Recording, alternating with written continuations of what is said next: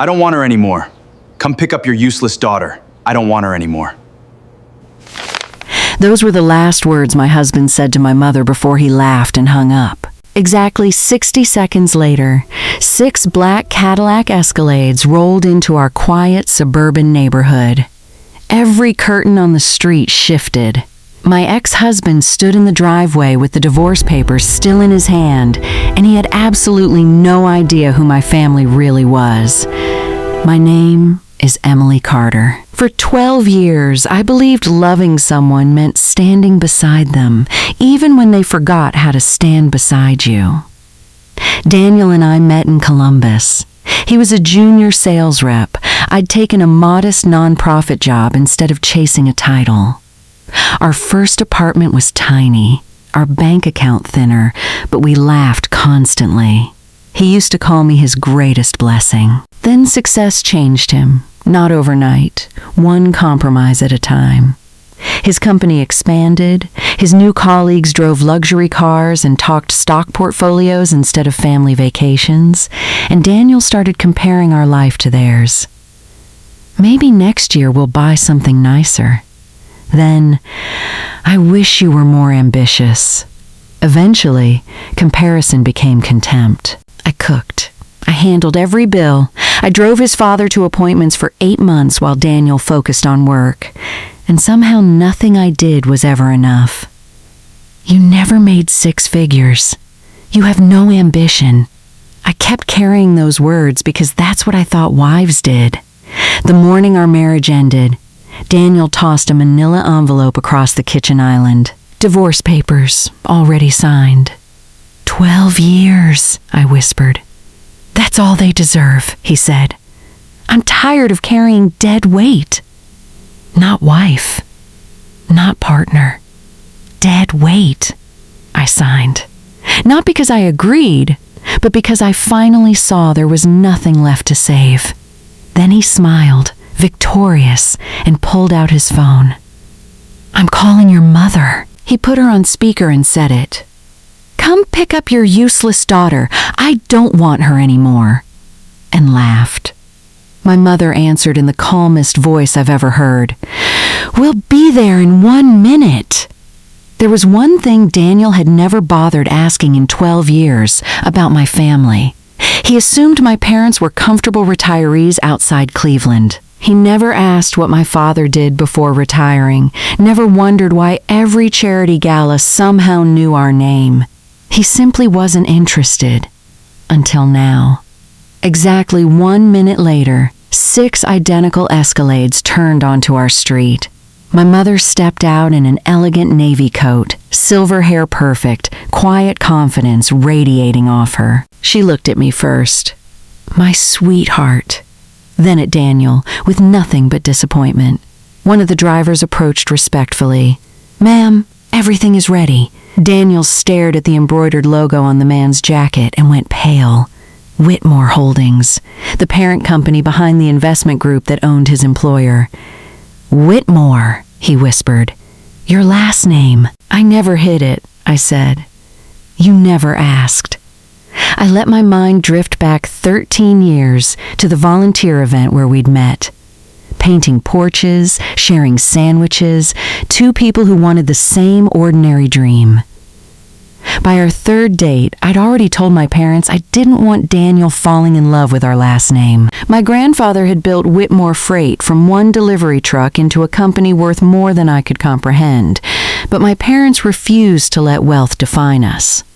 I went to public school, drove a used Honda, worked an entry-level job by choice. Daniel never asked deeper questions. He judged people by appearances, and my parents intentionally appeared ordinary. Another SUV pulled up, my father, and beside him, a silver-haired man in a charcoal suit. Daniel's breathing went shallow. I know him. He should have. It was Richard Lawson, CEO of the very company Daniel worked for. Richard shook my father's hand warmly. Mr. Whitmore, thank you for meeting with the board. We look forward to finalizing the acquisition. Daniel's face went white. His career had been connected to my family the entire time, and he'd never known. You know each other? Daniel asked me, stunned. I've known Emily since she was a teenager, Richard said. Then, to my father, business continued as normal, the acquisition nearly complete. Daniel interrupted. I work there. I know, Richard said, professional and unbothered. Solid sales numbers. Though I understand your division has had unusually high turnover and several HR complaints. No accusation. Just fact. And somehow that made it worse. My father finally spoke to Daniel directly. You didn't know because you never wanted to know. 12 years, and you never once asked me how I started my career. Never asked Emily about her childhood. You decided who we were without ever learning. My belongings fit into 6 boxes. Photographs, my grandmother's quilt, a few books. That was all that had ever truly been mine. When Daniel reached to carry a box out of habit, I said, "No, thank you," and meant it. He followed me across the driveway anyway. I was angry. I didn't mean. I know. I called you useless. I know. I searched his face for an excuse and found only fear, not grief. Fear of losing what he'd just discovered was mine. That hurt more than the insult had. If my parents had arrived in an old pickup truck, I asked quietly, would you still be apologizing? He couldn't answer. We both already knew. Before I left, I told him the truth as gently as I could.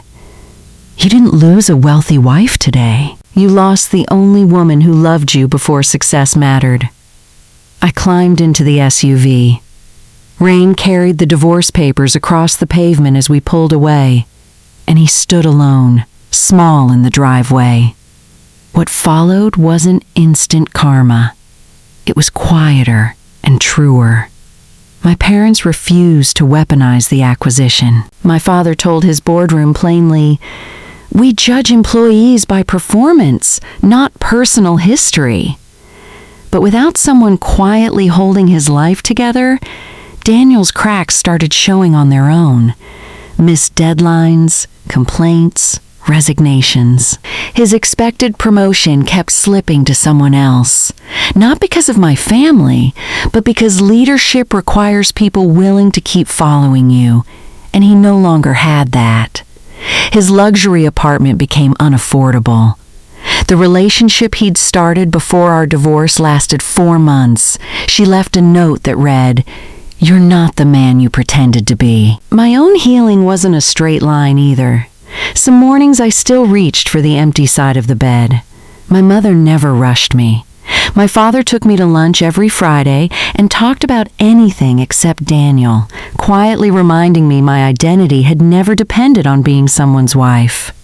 2 months in, my mother handed me a folder. A new initiative at the Family Foundation. Emergency housing, career counseling, legal aid for women starting over. I'd like you to lead it. I told her I wasn't sure I was ready. She said, "No one ever feels ready," and asked why me. Because pain either makes us bitter, she said, or it makes us useful. I took the job, and it changed me. Every week I met women whose stories humbled me, and every one of them carried the same invisible belief that they weren't enough. Watching their confidence return reminded me that starting over isn't failure. It's courage. My therapist noticed before I did. An entire session had passed without me mentioning Daniel once. Your story is becoming larger than your pain. 10 months after the divorce, I saw myself on the local news. The New Beginnings Initiative, 200 women helped into stable housing and work. Across town, I later learned, Daniel watched the same broadcast and never changed the channel. Not out of envy. For the first time, he was seeing the woman he'd spent 12 years overlooking.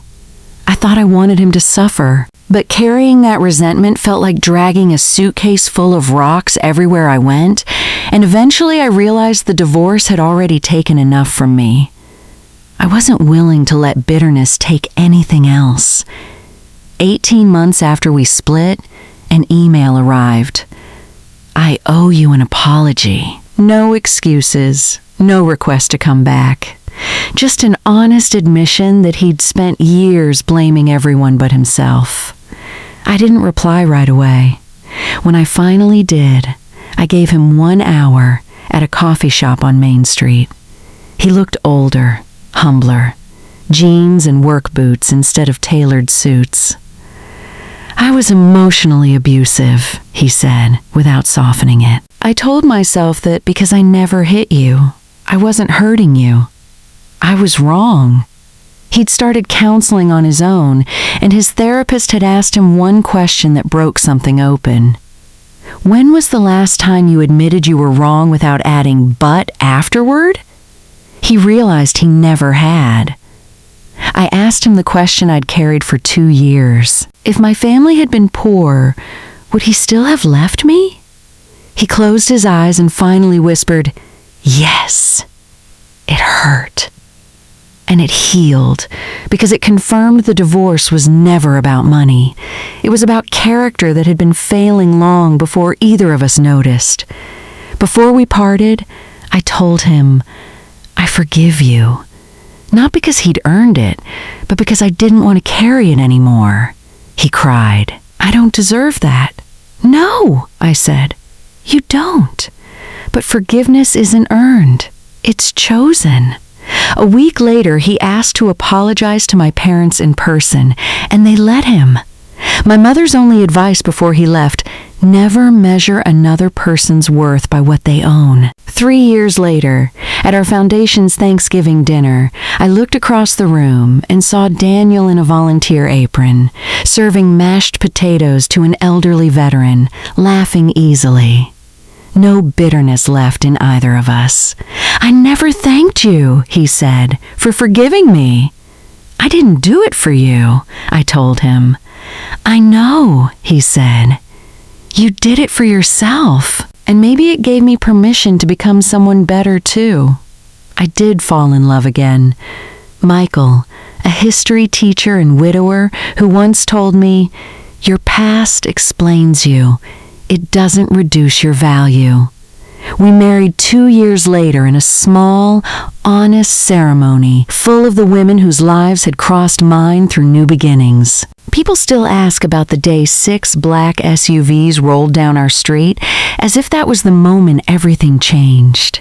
It wasn't. The real turning point came later, the day I stopped measuring my worth by someone else's opinion, and the day forgiveness finally became stronger than revenge. If you take one thing from my story, let it be this: never assume someone's worth based on what you can see. The richest people aren't the ones with the biggest houses. They're the ones whose character stays intact when no one's watching. And if someone ever makes you feel small, their inability to see your value never diminishes it. Not then, not now, not ever. If this story meant something to you, share it with someone who needs to hear it. Subscribe for more stories like this, and I'll see you next time.